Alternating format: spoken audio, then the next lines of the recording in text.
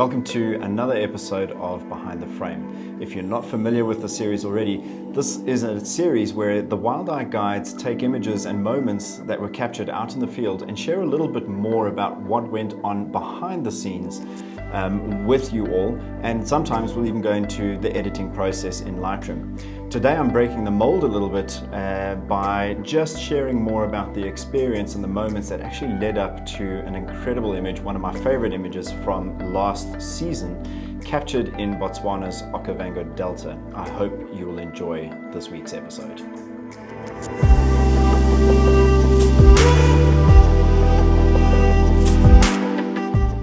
Right, so let's set the stage for the image that was captured, and that really has been a highlight for me.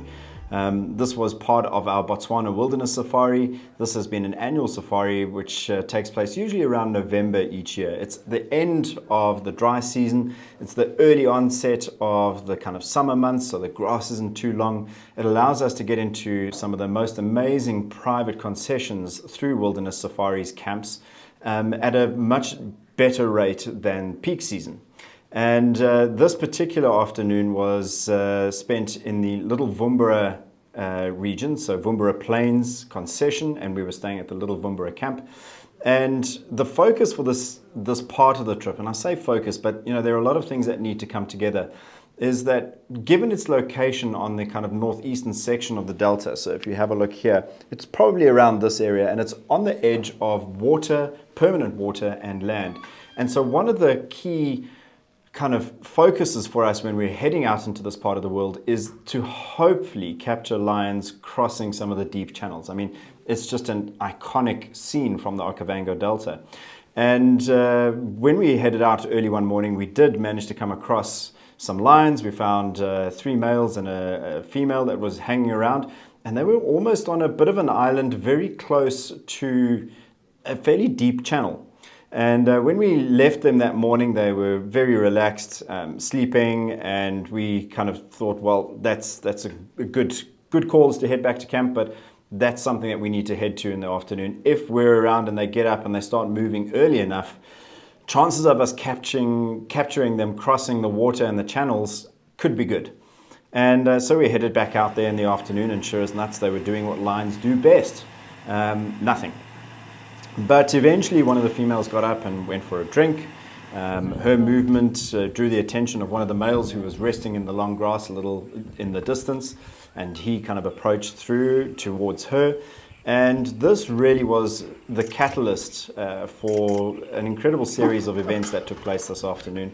That female, once she'd had a drink and had her interaction with the male, got up and just behind us, actually. So we'd position ourselves in the middle of this channel to try and capture the head-on movement. And as you can see from the clip where she's drinking, we were in a great position and literally in the water, probably half a meter to a meter deep water in the vehicle, and just kind of waiting and hoping that we would be in the sweet spot. Very difficult to maneuver in this kind of environment. It really is not easy to get into the prime position. So a lot of variables again were left to Mother Nature. But anyway, this lioness proceeded to cross through the water, and we were at a bit of an angle. She crossed behind the vehicle. That meant that we had backlighting, so it was quite harsh having to overexpose to cater for the white water and the dark background. But beautiful scene nonetheless. The male then kind of kept her in his sight, and once she'd moved off a little bit, he then followed suit and gave us one or two great opportunities as he stood watching and kind of looking into the water to kind of commit to this whole thing before he crossed. And as you can see in the footage, as accustomed to crossing water as these cats in the Okavango Delta are, they still don't enjoy it. So a very special sort of scene to watch unfold in front of us. And eventually, I think the second male also followed suit behind, and then we got lucky. And the third male came through. He was now lagging behind a little bit. The sun had set, so the light was not as harsh, but it was very, very low. And our luck turned when he went to the point where the rest of the lions had already had a drink, and instead of crossing behind the vehicle, he crossed in front of us. And so now we were facing to the east. The sun is setting behind us to the west. There was a little bit of cloud cover. enough to kind of bounce the warm orange light of the sunset across the scene in a beautiful fashion. And this male lion started to cross alongside and then eventually right in front of us. And as you watch this footage, you'll see there's a point where I decide to switch off, and that is when I saw the scene unfold. And the images that came from this were just spectacular. I'm not even going to bother going into how I processed this because there's very little to do. The light was soft enough that the colors were still maintained.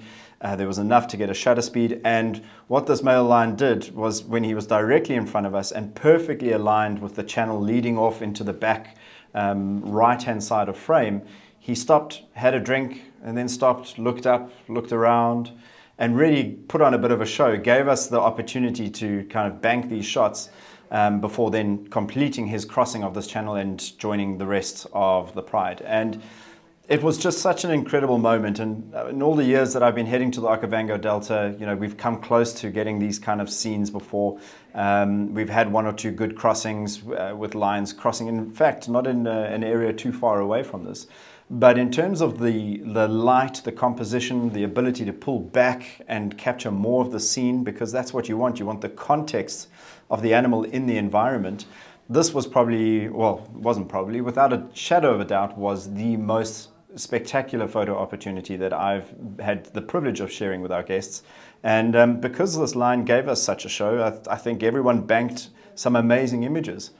And lots of lessons that came from this. You know, if we had tried to reposition and move around, we would have undoubtedly been in the wrong position to get this male lion crossing. We may have disturbed him from crossing. We may have disturbed the others from crossing if we had moved. So patience pays, and I think risk and reward. You know, we spent quite a bit of time sitting there in the late afternoon with the lions doing very little. There were other sightings in the area. We chose not to move around too much and to hedge our bets on this particular sighting. And yeah, we were fortunate enough that in the end it paid dividends. And I think that's where having an experienced photographic guide who understands animal behavior and can help you to weigh up those opportunities comes in handy. Obviously, having a vehicle of photographers, all of who are happy to sit and spend time out in the field and wait for these opportunities, that makes a big difference as well.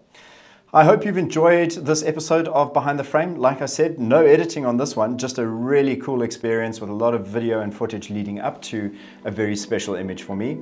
And if you have any requests or comments, please feel free to drop them into the comment section below in this video or on the blog. And I look forward to sharing another Behind the Frame episode with you in the coming weeks. Cheers.